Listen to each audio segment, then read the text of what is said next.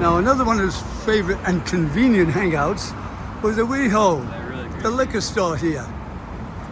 Come out of the motel, get himself a little bottle of Jack Daniels, and before he crossed the street, he would anoint himself with alcohol, and the day was literally over. Because once he started drinking, he never stopped. And this little office over here that he had has been every kind of restaurant for 50 years. And every single one of them has failed miserably. And it looks like this one's failing too. They used to have a sign that said the Doors Recording Studios, like a plaque in memoriam. They took that down, and now there's no trace of it. Same as there's no trace of Jim Morrison over there. The owners are very, very secretive, and so was the custodian there who wouldn't talk to us. Now this looks like another attempt to open a restaurant that failed badly, or maybe not. No, it still looks like it's got life in it. In the back there, that's where they would play their music. Upstairs, same steps, that was the office. Cheap rent, something like $300 a month. He would come out of the office after he'd done his business, and he would go around the corner to his own filming. He had a studio called Highway Productions, and a little office in the back of a building back here. And that was the third leg of the rat's maze. This is what I call it, because he went from there to there to there to there in a round circle. Well, not a circle, but he went from like a rat in a maze. Most of the time when he wasn't touring or in Miami getting arrested, he stayed here in this quadrant. I call it the rat's maze because one day we walked this whole thing together, and he showed me where he lived. Across the street there was Elektra Studios. He did all his recording there, now defunct Elektra Studios. I think it's all, Disney's got a building or something in there. It's been 50 different things too. Nothing ever seemed to work. Right next to Jim's office down here, Liberace had an antique shop full of the most gorgeous shit you've ever seen in your life. And now,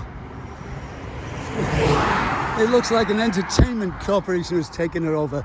But we'll go over there after we've been in here. And this was Themis, a boutique that Pamela wanted to open forever, and she did. And it flopped faster than a Led Zeppelin, so to speak.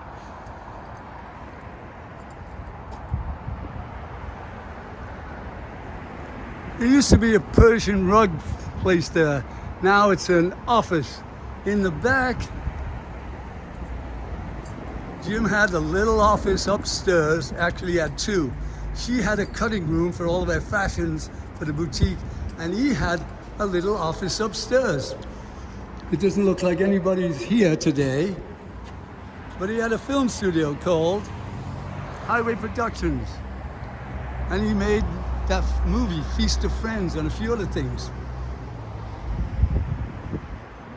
So every year I come back here to see what's happened. This is now Barakat Gallery, and this is what Liberace used to own. It was down the ways, there was a club called the Losers. You look that up in your rock and roll history, you'll find that everybody in the world went in there because it was a stripper bar. Liberace had all this shit. It was the ugliest antiques you've ever seen in your life. So now we're going to cross the street to this last leg, which was Elektra Recording Studios. Back then it was just being built, and now it's finished. It was financial offices, it was all kinds of things. Now it's called the Electric, what? or the Electric Entertainment. I think maybe the kid from maybe RFD owns this. What's his name?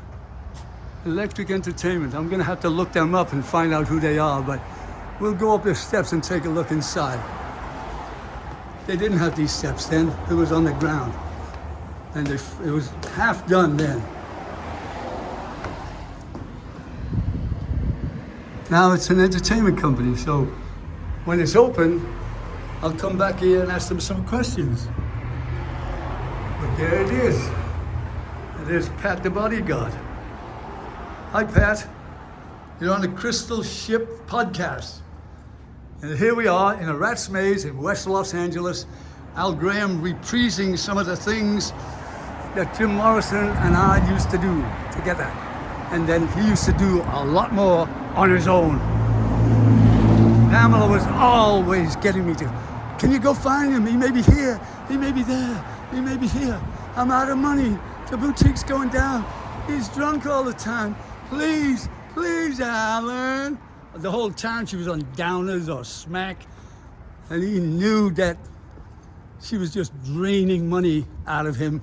And he was getting broke because at that time, the Miami incident happened.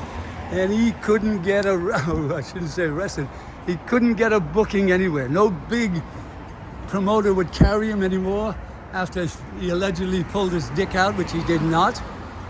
So they went dark for about a year.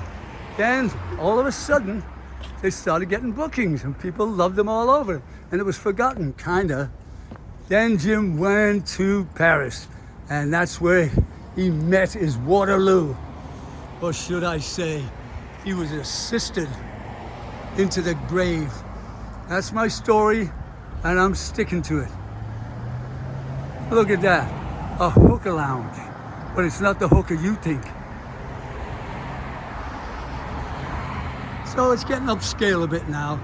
Gonna remodel all this shit around here. And that's it. Al Graham for the Crystal Ship podcast in West Hollywood at the Rat's Maze.